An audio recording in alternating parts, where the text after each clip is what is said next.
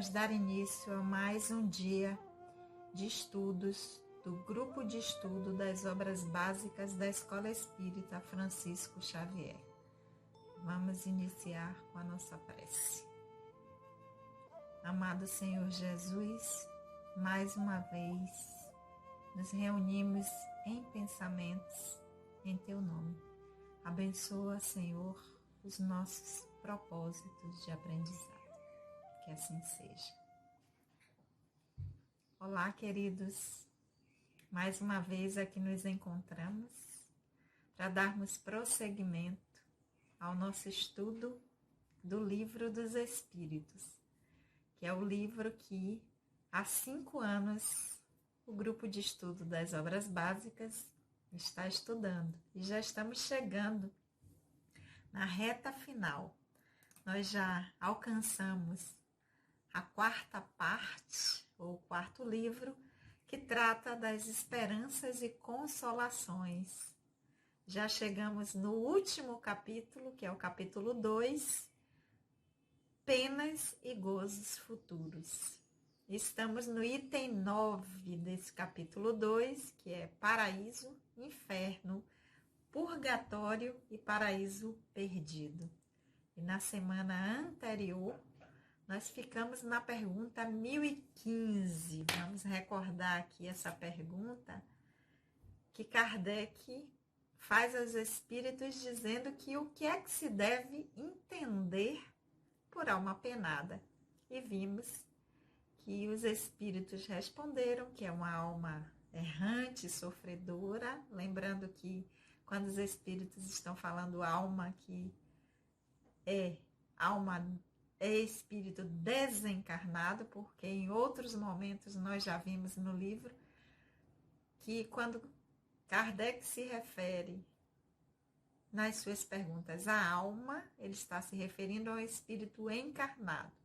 Mas nessa questão, nessa resposta, quando os espíritos responderam uma alma errante e sofredora é um espírito desencarnado em situação de sofrimento, incerta de seu futuro, e que os espíritos, na sua resposta, nos dizem que nós podemos proporcionar um alívio que frequentemente esses espíritos solicitam ao vir se comunicar com os encarnados. E nós vimos também que Kardec nos remeteu à pergunta 664, que ele já tinha feito, em que ele, outra pergunta que ele fez, já que os espíritos dizem que nesse momento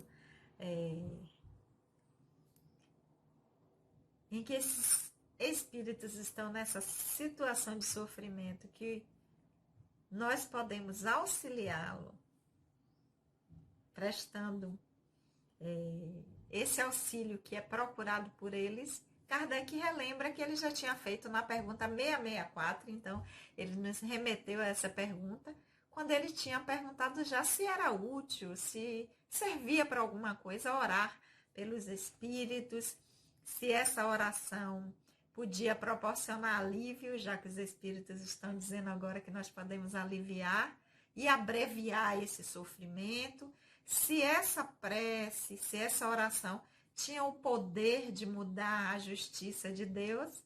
Então Kardec nos remete que ele já tinha feito essa pergunta, que os espíritos tinham respondido, que não é que a prece vá mudar o efeito dos desígnios de Deus, ou seja, não vai mudar a consequência que esses espíritos vão ter que passar no seu processo de aprendizado, mas aquele para quem se ora, ele vai sentir um alívio, porque ele vai perceber o interesse que se dá, que alguém está tendo por ele, né?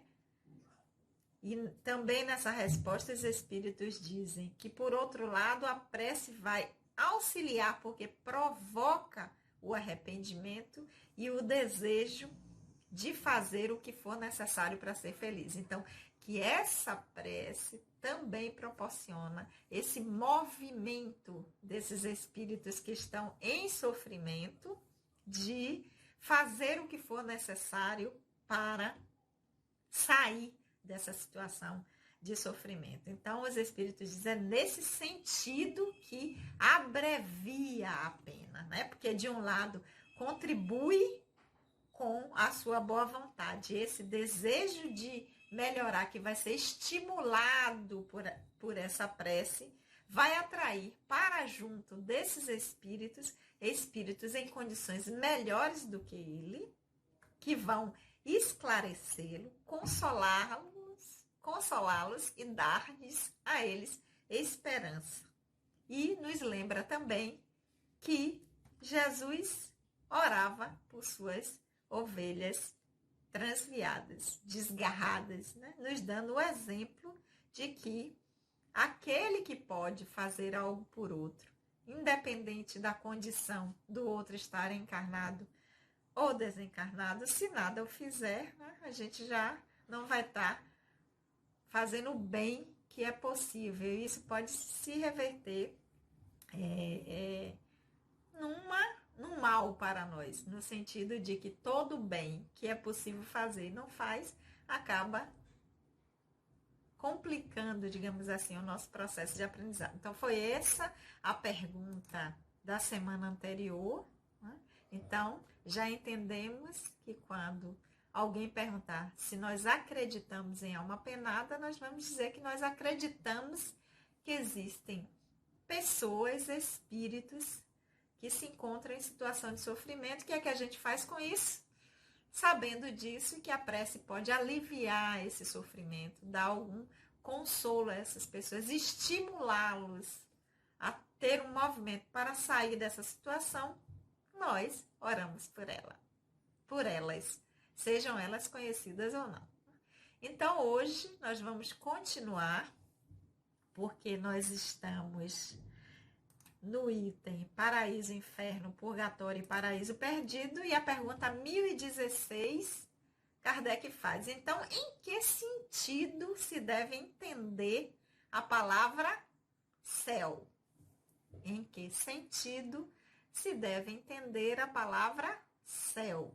Já vimos que não existe inferno, já vimos que não existe lugar circunscrito, já vimos que purgatório é uma condição de sofrimento, de dores físicas e morais, e que geralmente esse purgatório nós experienciamos aqui no nosso aprendizado. Então, Kardec vem e diz, na 1016, então, e céu? O que é que se deve entender pela palavra céu? Vamos ver o que os espíritos responderam.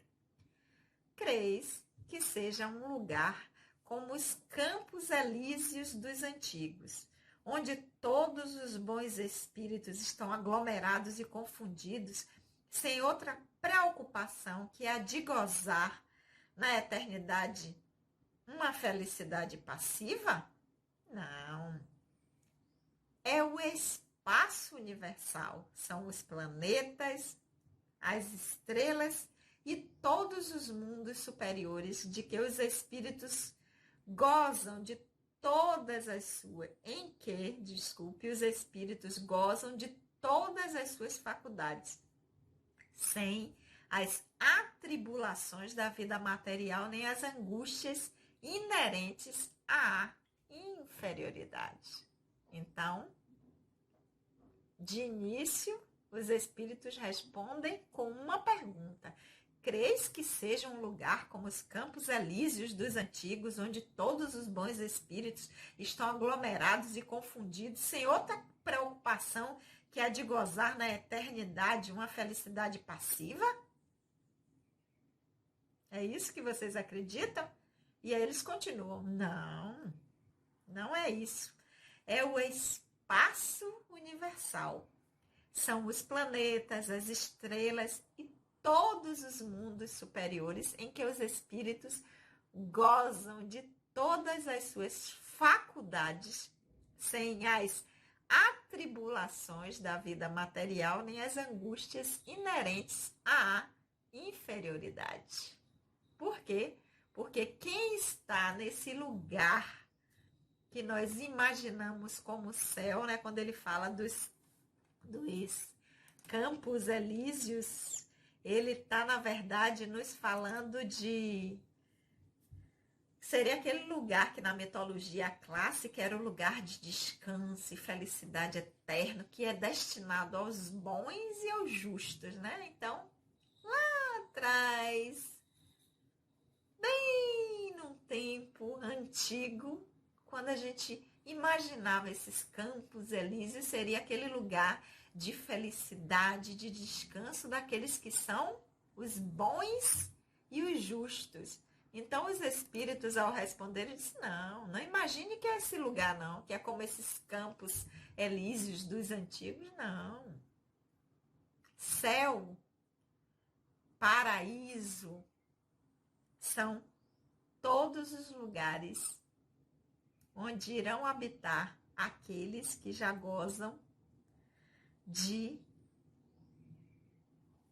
todas as suas faculdades. Por quê? Porque já conquistaram isso através do seu processo, do seu aprendizado. Então, são espíritos que, através dos seus diversos processos de aprendizado, encarnando, desencarnando, reencarnando, desencarnando de novo, foi dando conta e foi ampliando a sua consciência, foi entendendo o seu processo enquanto espírito imortal, numa tendência à perfeição, porque a perfeição absoluta não é dada ao espírito, esta pertence apenas ao Criador, mas uma tendência a sempre crescer, melhorar, evoluir, como nós dissemos, né? Então, já saiu dessa condição de simples ignorantes e chegou à condição já, esses espíritos de angelitude, no dizer de André Luiz, da mônada ao arcanjo, ou seja, desde lá do seu processo inicial, do princípio espiritual, que a partir da vontade do divino, do Criador, permitiu que nós existíssemos, foi passando por suas diversas fases de aprendizado, tornou-se um espírito, continuou o seu processo de aprendizado, deu conta dos equívocos cometidos, das escolhas que não foram as melhores, foi aprendendo com essas experiências, burilando esse diamante que era bruto e se transformando naquele diamante, naquela joia maravilhosa, que é o processo de todos os espíritos, é o processo de cada um de nós. Então, não é um lugar, essa palavra céu, nós não devemos entender também, porque lá no início do item já tinha sido respondido que paraíso e inferno não é um lugar circunscrito, não tem um mapinha que a gente diga, aqui eu localizei esse lugar no mapa, no cosmos, no universo, e eu vou trabalhar para chegar lá nesse lugar. Não. É o espaço universal. São os planetas, estrelas e todos os mundos superiores. Que mundos superiores são esses? Esses são mundos que têm condições de receber espíritos também superiores, porque já passaram no seu processo de aprendizado, já deram conta de fazer a sua lição de casa, e muito bem, e a partir daí se encontram em condições de habitar planetas nessas condições. Então, são planetas, estrelas, mundos superiores, que o que vai definir a condição que vai ser para estar lá ou habitar, vai ser a condição que nós nos encontramos, né? De estarmos já nessa condição de espíritos superiores, no sentido de espíritos que em seu processo de aprendizado já deram conta desse aprendizado, já entenderam, já transformaram tudo que em si precisava ser transformado no seu processo, não porque foram criados superiores, porque os espíritos superiores de luz, os irmãos de luzes, toda a nomenclatura que nós queiramos utilizar, não significa que são espíritos que são melhores ou que foram criados melhores. Significa que são espíritos que já estão nessa condição por seu esforço próprio, por sua caminhada espiritual. Chegaram lá. Então, e a partir daí, quando chega nessa condição, gozam de todas as suas faculdades. Por quê? Porque já não estão limitados por um plano material e nem por um corpo material, um corpo físico ou um corpo denso como o nosso. Até o corpo sutil, ele é muito mais sutil. Tão sutil que é quase como se não tivesse esse corpo. Sem as atribulações da vida material, ou seja, não precisa dar conta dessas questões que nós, no nosso processo de aprendizado, ainda no mundo de expiações e provas, ainda temos que lidar, e nem as angústias inerentes à condição de inferioridade que ainda se encontram aqueles que não chegaram nesse patamar. Então, isso só nos faz o quê? Disse, poxa, ainda não estou nessa condição? Não, ao contrário. Disse assim, poxa, eu tenho que trabalhar para chegar nessa condição. Porque o tempo para cada espírito não é igual. Porque nós somos singulares. Cada um é único. Então, o tempo é de cada um. E eu posso, aí sim, através do estudo, através dos meus sentimentos, através das minhas ações, de como eu me relaciono comigo mesmo, com o outro, com o divino, com o Criador, eu posso acelerar esse processo. Porque o tempo, cada um escolhe o seu. Aqueles que querem ir mais rápido e aqueles que não. Que ainda persistem em permanecer com os mesmos sentimentos, as mesmas ações. E isso é respeitado. Ok, meus amores? Estamos chegando. Pergunta 1016. Faltam apenas 3 perguntas, né? Porque as perguntas, elas vão até a 1019. Apenas aqueles que têm a tradução de Salvador Gentili, que é dessa tradução, nós trabalhamos com a tradução, lembrando, tem um tempinho que eu não falo, mas nós trabalhamos com a tradução de Herculano Pires, que eu adoro. Mas quem tem desse livrinho aqui, que é Instituto de Difusão Espírita, que é a ID, que é a tradução de Salvador Gentili, esse também, ou se vocês pegarem na internet alguma tradução de Salvador Gentili, vai terminar na pergunta 1018, mas não é porque tem uma pergunta a menos, é a mesma. Eu tenho esses que vão até a 1018 com Salvador Gentili, tem o eletrônico mais novo aqui, que é de Herculano Pires, 1019, essa tradução que a gente usa aqui com vocês através da internet também a 1019. Mas por quê? Não é porque tem uma pergunta a mais, é porque lá atrás, quando Kardec fez a segunda, a publicação do Livro dos Espíritos, a segunda edição, que ela foi revisada, porque a primeira tinha 500, não sei se é 40, não estou me recordando bem agora, mas na segunda edição do Livro dos Espíritos, que foi revisada e ampliada, a pergunta 1010, Kardec não numerou. Então, algumas traduções, como a de Salvador Gentili, ele permaneceu e colocou a pergunta 1010. Também ficou sem o número, ficou como se fosse um subitem.